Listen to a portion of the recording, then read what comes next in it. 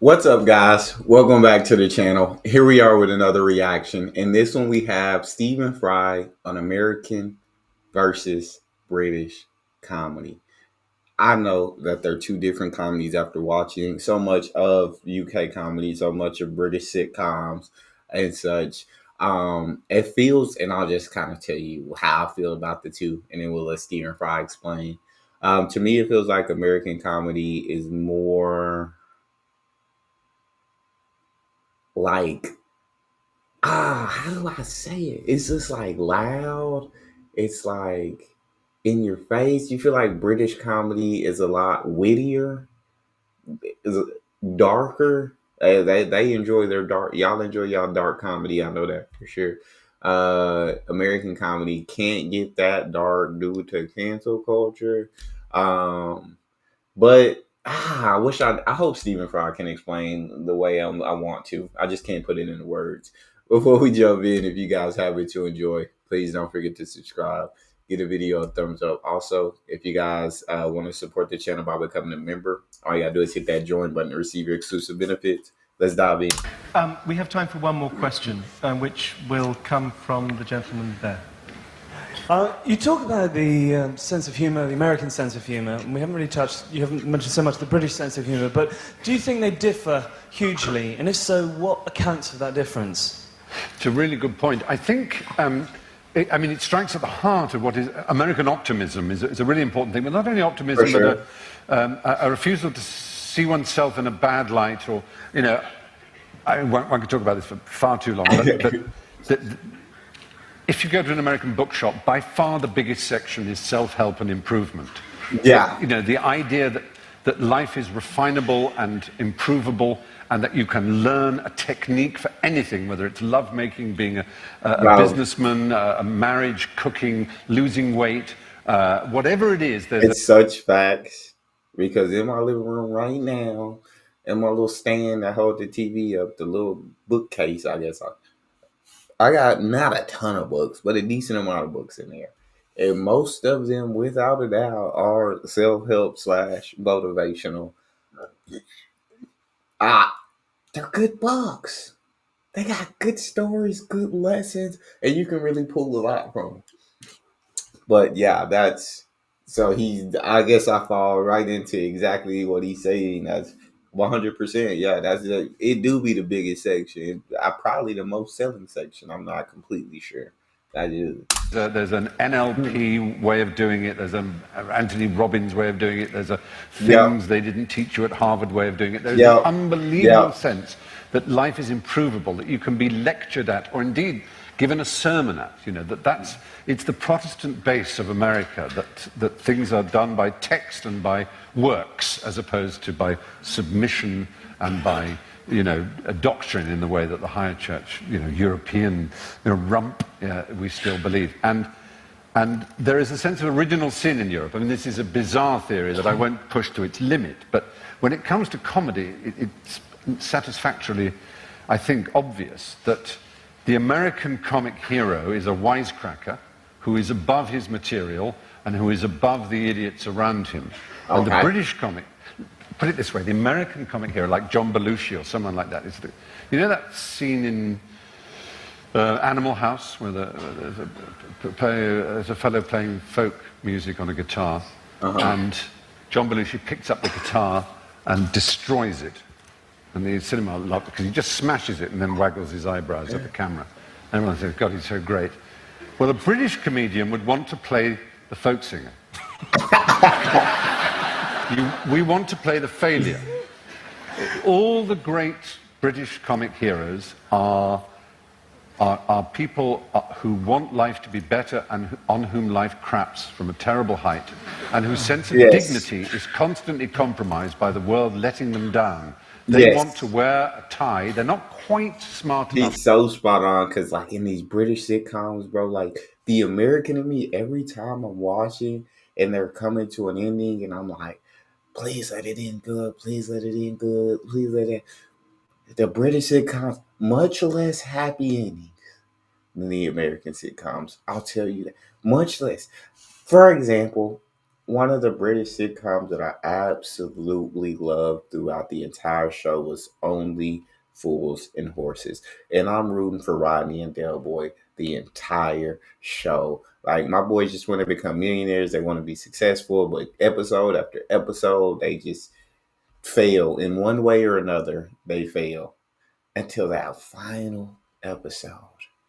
They find that watch in their garage. And spoilers if you haven't seen it, but I'm sure most of you guys have seen it. They find that watch in their garage. They find out how much it is worth. They become millionaires. And as they're walking off into the sunset at the end, like, to me, absolute perfection. I felt like close the chapter. The show couldn't have ended any better. You got Del Boy saying, "Of course now, boys, now we got to become billionaires." And like I'm smiling, I'm laughing, but I'm happy because they have become millionaires. It's what they were trying to accomplish the entire show. Well, what Del Boy was definitely trying to accomplish the entire show. They're successful. They did it. They finally got it. And I'm happy and I'm like, perfect way. But that's not the way the show ended. Because they came back with more. They couldn't just let good enough be good enough. And I know a lot of British fans actually like wanted more of the show. So the writer decided to write some more. Completely understand that. I think you end the show right there. It's perfection. Okay. Well, now we're gonna pick the show back up. What is the first thing they do? Del Boy bets their money in a terrible market. They're poor again. They're living back in the same flat they were in the entire freaking show. Now you got Rodney's family, you got Del Boy's family. The only happiness, Rodney and Cassandra ended up getting a baby. I was over the moon about that. I absolutely loved it, and the fact that they named it after their mother. It was an emotional moment that brought tears to your eyes. So it was that was amazing, especially after you saw the miscarriage scene, which completely broke you. Um, but yeah, that was amazing. And but I just for me, 10 out of 10 ending was them walking off into the sunset, millionaires. That was perfect for me. But that's the American in me. And the British sitcoms ain't supposed to end like that. They're not supposed to get the happy endings, and so they had to rewrite it, or they had to do more. All right, I'm sorry, Stephen. Wear an old school tie because they're kind of lower middle class. They are Arthur Lowe in Dad's Army. They are Anthony Aloysius Hancock. They are Basil Fawlty. They are Del Boy. They are Blackadder. They're not quite the upper echelons, and they try to be decent and right. Everything tries to be proper. They're even David Brent from The Office. I And love their The lack Office. of dignity is embarrassing. They are a failure. They are an utter failure. They're brought up to expect empire and respect and decency and being able to wear a blazer in public, and everyone around them just goes. Whereas the American hero is the smart talking, he's Jim Carrey and he's Ben Stiller and he's, whoever, he just goes all the way back. They can wisecrack their way out of any situation. They win the girl, they're smarter, they've got the biggest knob in the room. The British guy arrives at the room and says, "Oh my God, I've left my knob behind." I haven't even got one.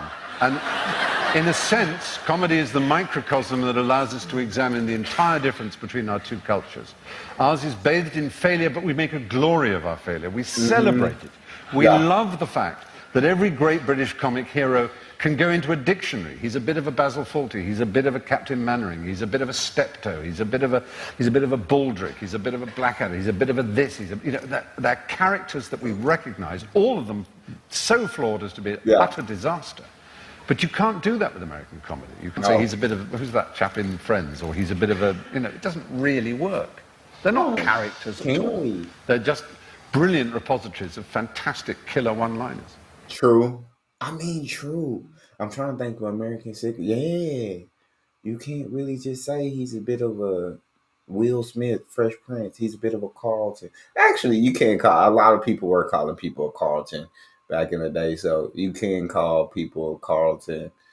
I disagree a little bit in that sense because Yeah, I could say like people relate to like I could he's like Uncle Phil. He's like this. And he's like so there are people I feel like in American sitcoms and American comedy where I'm like, yeah, you can't say you can relate. Oh, he's a bit of a this character. He's a bit of a that. So we do have some of those. I guess there just may be more in the UK, but more so, what I pull the difference from is, yeah, like he said, in British comedy, they want to play that failure. They in American comedy, you want to play the hero. You don't want to be the failure. But there's also good movies like Dumb and Dumber. That's the kind of like in your face comedy, and then you got just so many different forms of comedy. I respect American and British comedy. They're both hilarious in their own right. Y'all let me know what y'all think on this topic. I want to know y'all's opinions. But that's all we got. If you enjoyed, don't forget to subscribe, give the video a thumbs up, check out the next. I'll see y'all next.